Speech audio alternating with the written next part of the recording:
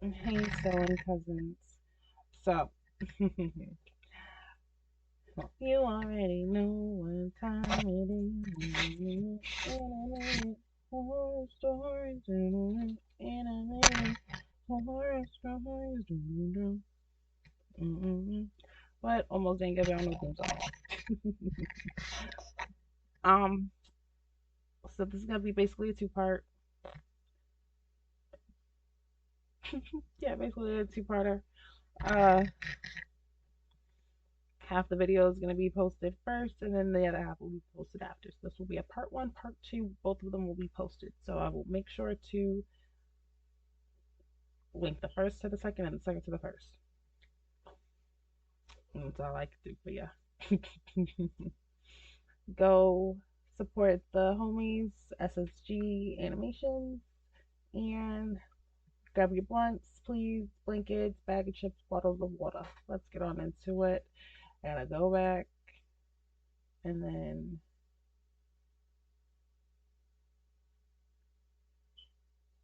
like we already did one story. I'll get one story, one video, and then these two and another.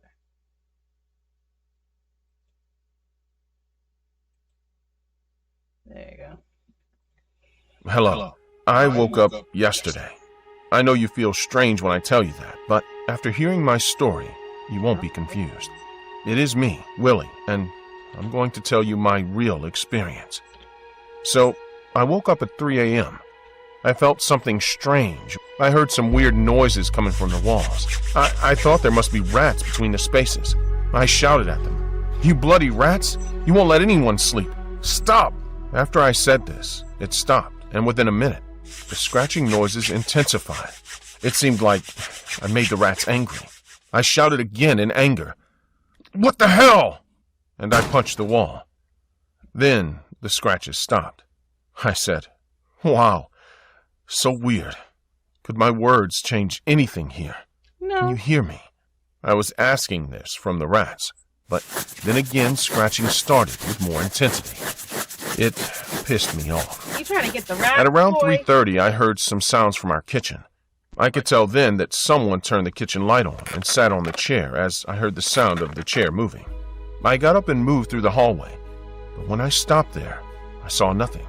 The light was off and no one was there. I turned back and went to my room and felt immediate shock. I heard glass breaking in the kitchen. It was terrifying. I hastened frantically and grabbed my torch and a pistol. I slowly walked into the kitchen and I almost screamed in pain. I stepped on a piece of glass that went partially through my foot.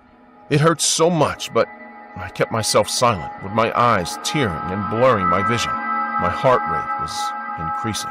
But this question pondered me. Where did these pieces of glass come from? Who broke the glass? The more I thought, the more I got scared. I ran to my room and locked it. Then I heard the scratching noise on my room's door.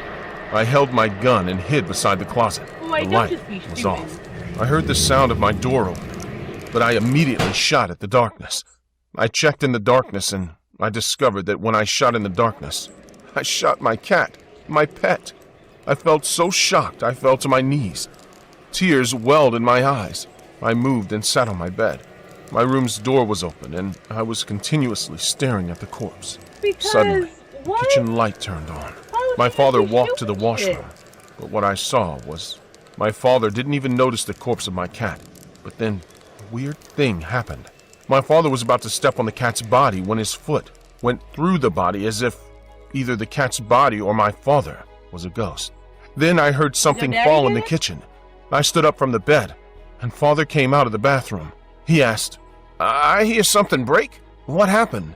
I said, "I saw you stepping through my cat's body." He was shocked.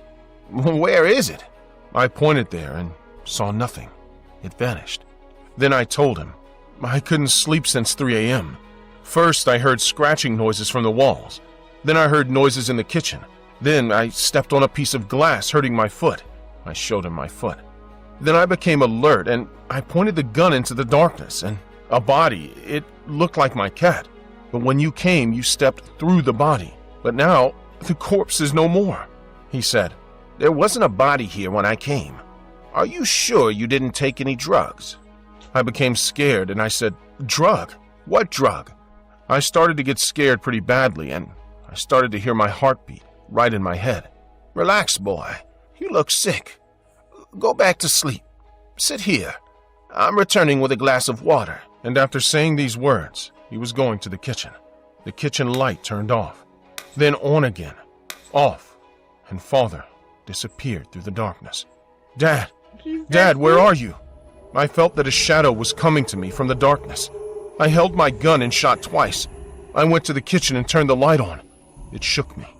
I saw my father lying dead on the floor with blood on the walls. I shot him. Then I saw a shadow-like creature on the wall. It had red eyes. Like, this don't make no where are you? sense. Boy, he just said you was tweaking. He literally just said, "Have you taken any drugs?" You said no. All right, so that means you just tweaking. And you about to shoot 2 times? Why do you even still have the gun?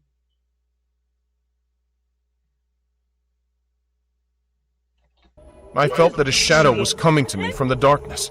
I held my gun and shot twice. I went to the kitchen and turned the light on. It shook me. I saw my father lying dead on the floor with blood on the walls.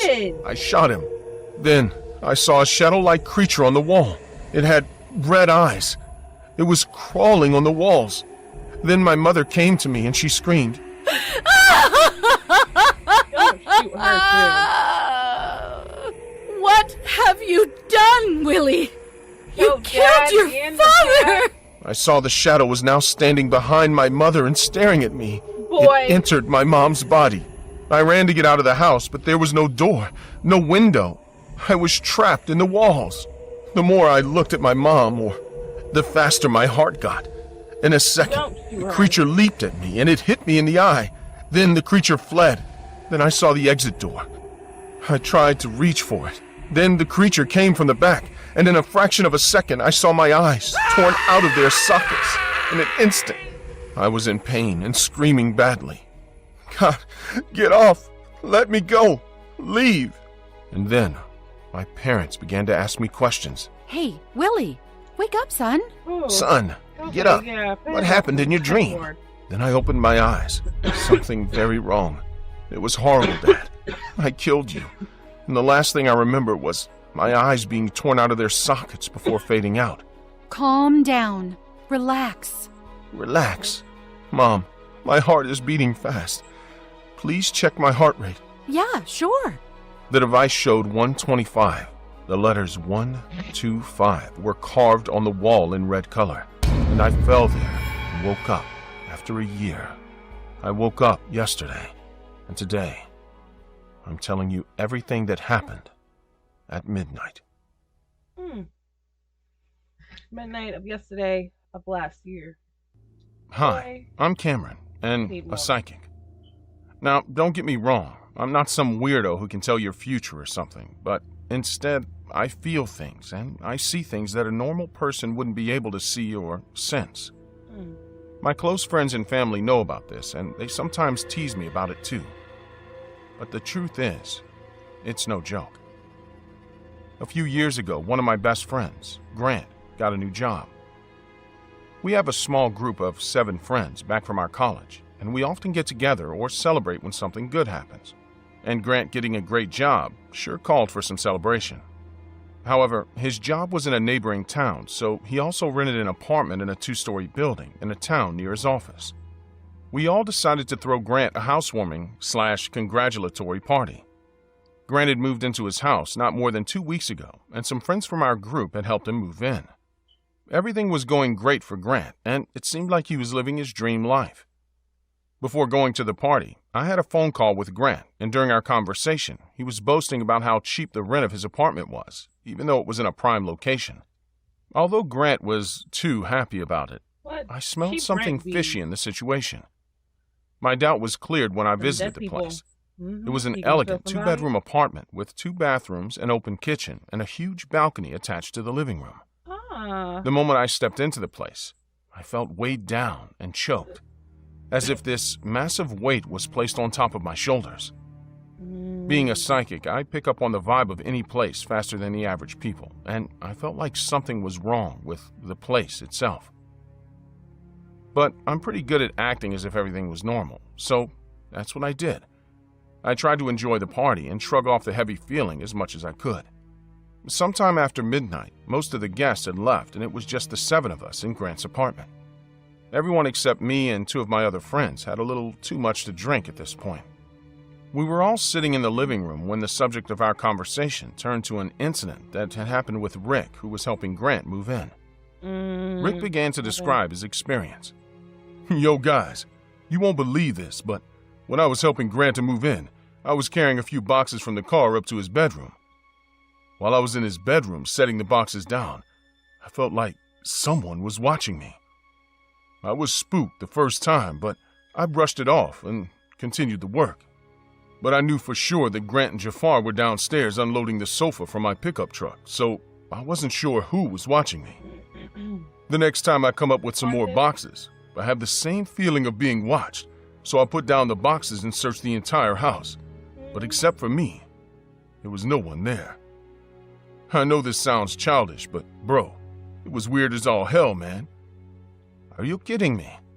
Hey, I felt the same way when I came up to drop off his computer, and you and Grant were downstairs carrying the boxes.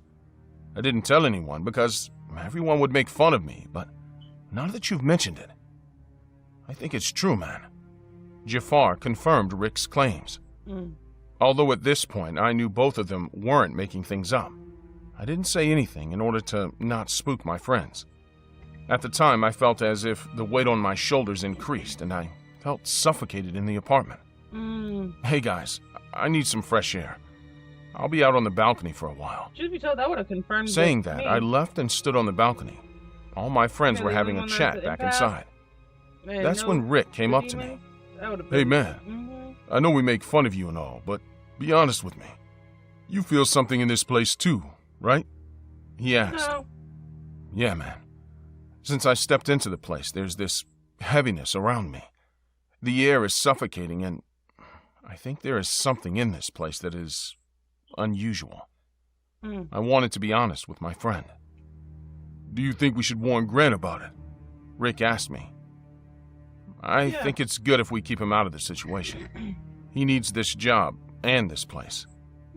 I asked Rick to keep quiet. After around 1 in the morning, we all leave Grant's apartment to go back home. I'm the last one leaving, as it fell upon me to make sure all the drunk and tipsy friends made it into their respective Ubers.